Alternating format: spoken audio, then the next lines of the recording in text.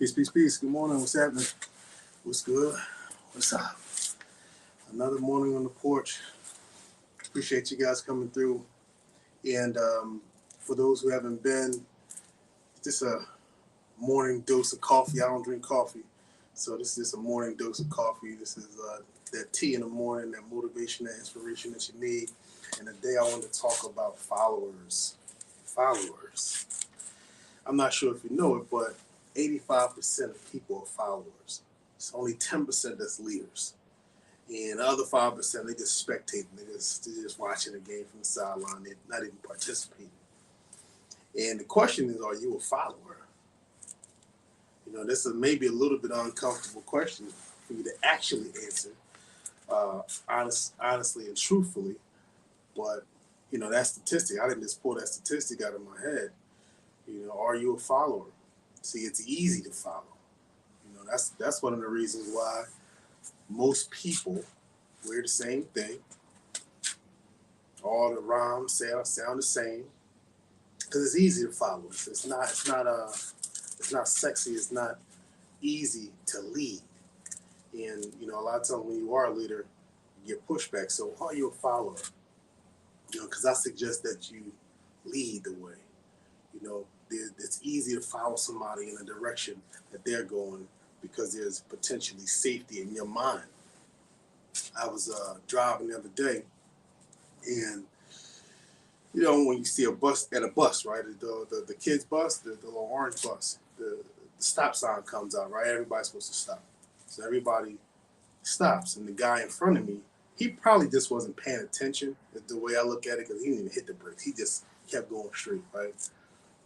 And right after he went, someone on the other side, they were just going to go as well and follow. Now, that could have ended nasty in a lot of different ways. That particular person following, they could end up in a ticket. They could end up potentially in, somebody getting hurt. You know, so sometimes it's easy to follow. Sometimes we just follow just because we're on autopilot. You know, you just follow the crowd. But I strongly suggest that you lead the way. Find your path, lead the direction, and let others follow you in the direction that you're going. And if you do decide to lead, you at least can sit in the comfort of knowing that you're leading in the direction that you want to go in and not the direction that someone else wants you to follow them into. You know, one of the things that I talk to my daughter about all the time is what's a leader? What's a leader? Be a leader. You know, make your own decisions. Have your own mind. Think for yourself. And I believe strongly that you should do the same. You know, as you're figuring things out, as you're going through life and all the trials and tribulations and all the things that it takes to discover who you are. Uh, there's going to be some bumps in the road as you explore. You may be experimenting and checking out different little spaces that are offered or that you see in life, but ultimately, it's about going in your own direction and not somebody else's direction. So lead the way. Don't follow. You know, find that direction and don't second guess yourself as you move into it. So I just want to talk real quick about following versus leading.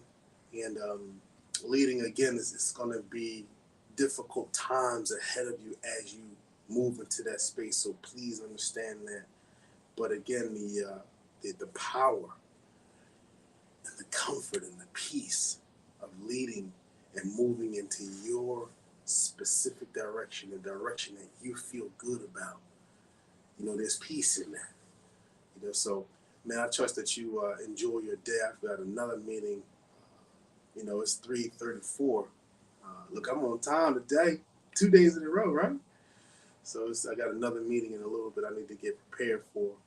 But I just wanted to make sure I spent some time with you today. And that was just on my mind, followers versus leaders. You know, it's too many, whether it's young or old or in between, too many people following the lead of other people that are basically leading you into nonsense, you know, a lot of the times. And, you know, as you lead, again, there's going to potentially be, you know, you're going to stand out.